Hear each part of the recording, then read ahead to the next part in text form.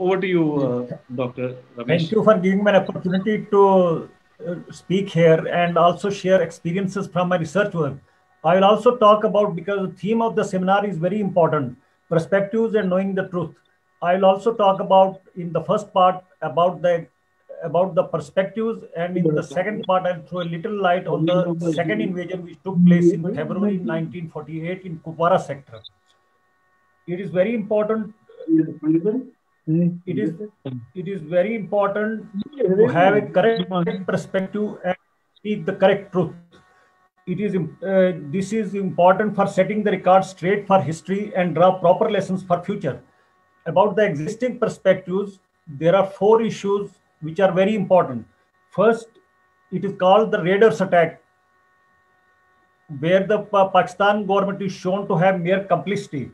Second part is that ethnic cleansing of the non-Muslims is ignored, and we were told that then when the entire subcontinent was engulfed in flame, Kashmir was a oasis of secularism. And Gandhi's famous statement that he saw a ray of light in Kashmir is often invoked to justify this. Third thing is, it is said that Maharaja delayed accession, and this gave opportunity to Pakistan to launch a tribal attack. Fourth is that National Conference and Sheikh Mohammed Abdullah were responsible for defeating Pakistani invaders, and here the role of national militia and women's self-defense corps is also spoken. Why this sort of existing perspective was promoted? There were two reasons. One, wrong narrative was built to hand over absolute power to Sheikh Abdullah led national conference. Nehru felt that he could have Kashmir only through Sheikh Mohammed Abdullah, where others did not matter. And there is evidence that how at state and the central government level Sheikh Abdullah was deliberately promoted. And second thing is that ethnic cleansing was underplayed or ignored to show that Kashmir and Sheikh Mohammed Abdullah, it was a great secular progressive place. Now I'll be contesting these wrong premises. Number one, tribal invasion. There is direct evidence that the Britishers were involved along with the Pakistan army and Pakistan government. And in the civilian testimonies, which we come across, that on September 17, Khurshid Anwar, who was one of the key organizers of the Pashtun tribesmen, along with Pir Manki Sharif, visited the Tangmarg region also, so that how they could come during the attack from Baramulla to airfield. This wrong nomenclature of Pakistan's invasion as tribal raid went against us at UN. Second thing is that if Pakistan was not merely interested in conquest of land, its objectives went beyond in destroying the non-Muslim populations too through state-sponsored ethnic cleansing. Then third thing is that it is said that Maharaja delayed accession, and hence there was the problem. Maharaja delayed accession for two reasons. One, that Nehru kept a precondition that he should allow Sheikh Abdullah to join the government. Maharaja had doubts about Sheikh Abdullah's role.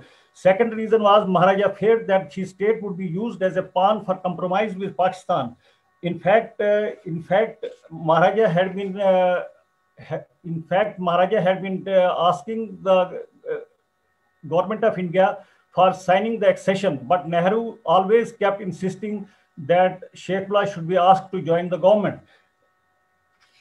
Had Nehru on September 13, when Maharaja sent his personal emissary to Nehru for signing the accession, had Nehru agreed that time, there would have been no tribal invasion. In fact, on October 24th also, Deputy Prime Minister Ramlal Batra was sent to Nehru. Had Nehru agreed that time, Baramulla would have been saved and there would have been no massacres in the Baramulla-Patan belt.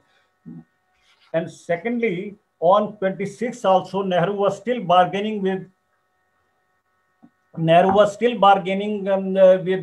Mahajanji that Maharaja should be first asked to sign a paper that he would hand over power to Sheikh Mohammed Abdullah. Then what is important is, that is the theme of this seminar: who pushed back Pak invaders, who saved Kashmir. The existing narrative is that it is said that Sheikh Mohammed Abdullah and National Conference were main important people who who helped in pushing back the invaders. Second is about the role of Maqbool Sherwani. All this is said to underplay the role of the army. We are told that these Pakistani invaders wasted 2 days in Baramulla. Had they not wasted, they would have straightway reached Srinagar.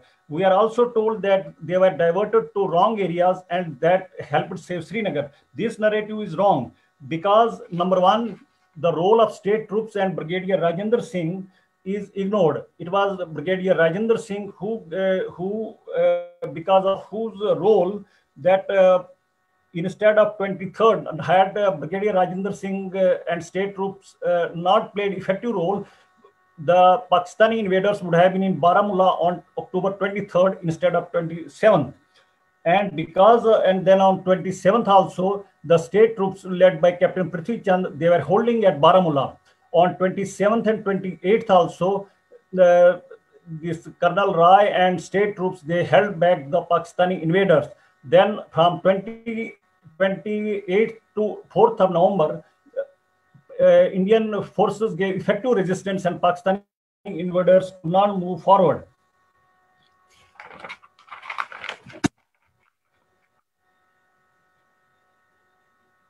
So arguments that raider wasted their time or there was diversion of invaders that saved Srinagar is wrong. Secondly, at the civilian level, 3006 gave resistance to the Pak invaders at village Ichhama in the Tangmarg belt area. That saved Srinagar airfield.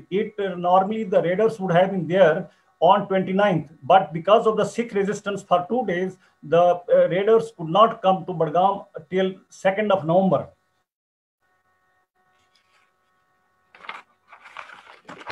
Sikhs also gave good resistance at the village Atna. Now, what was actually the NC role during this all period?